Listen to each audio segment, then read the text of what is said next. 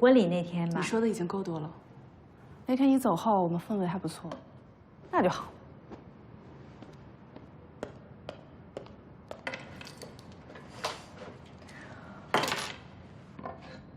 原来被你拿走了。那天你走的时候可什么都没有拿，连垃圾都是我帮你收拾的。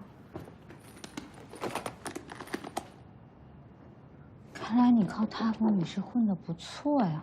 她现在叫他服女孩，我们在包装设计上面做了很大的变动，跟他服女士已经完全没有关系了。今天已经出到了第5个系列。最好没什么关系。这玩偶挺可爱的啊，但不是我设计的。我一直觉得你很有画插画的天赋。我知道我有天赋，最后还不是被你利用了。这么多年，你不应该还在为别人打工，也该好好想想自己以后的路该怎么走了吧？听完这句话，我觉得项目没什么希望了。哎，这沙发不错呢。项目都是小事，什么是大事啊？你还记得我跟你说过要转变思维吧？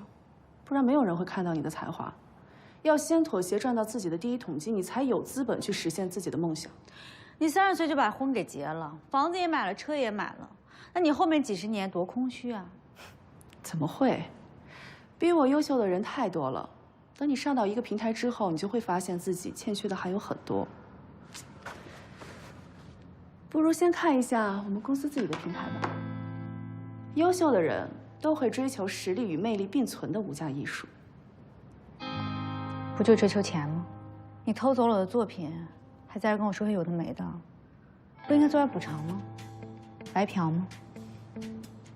我们以前是合作关系，设计版权是我们共同拥有的。你想问题怎么可以这么简单？不过也是，搞创作嘛，思想单纯一点也是应该的。我刚才在想，要不跟你老板商量一下，我们他服女孩后面的一系列延伸设计都交给你来设计，算是补偿吗？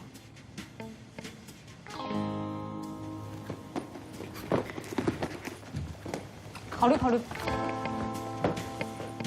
不送。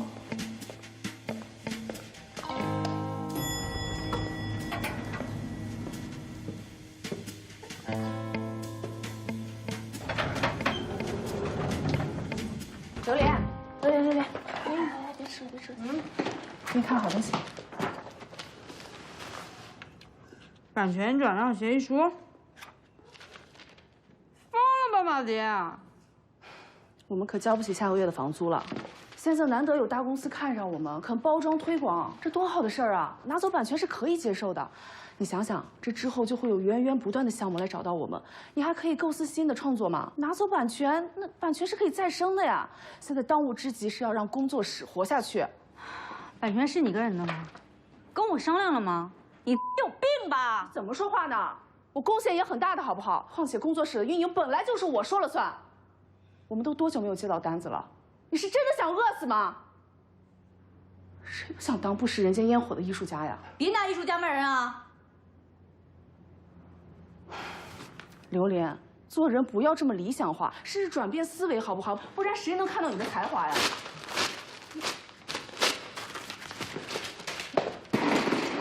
榴莲，我看你是真的疯了吧？转变思维，转变思维，我的才华需要被看见。转变思维，我的才华需要被看见。转变思维，我的才华需要被看见吗？朗诵首先要注意发音，而发音最重要的是口型，字正腔圆。下面跟我一起调整气息，我们来朗诵范文。如果你无法成为山顶上的一棵苍松，就做山谷中的一丛灌木。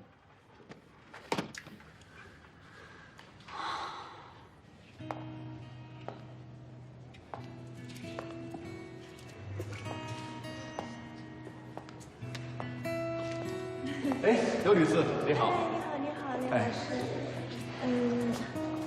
林老师，我们家榴莲的画怎么没有挂出来啊？哎呀，榴莲的画确实让我很头疼的。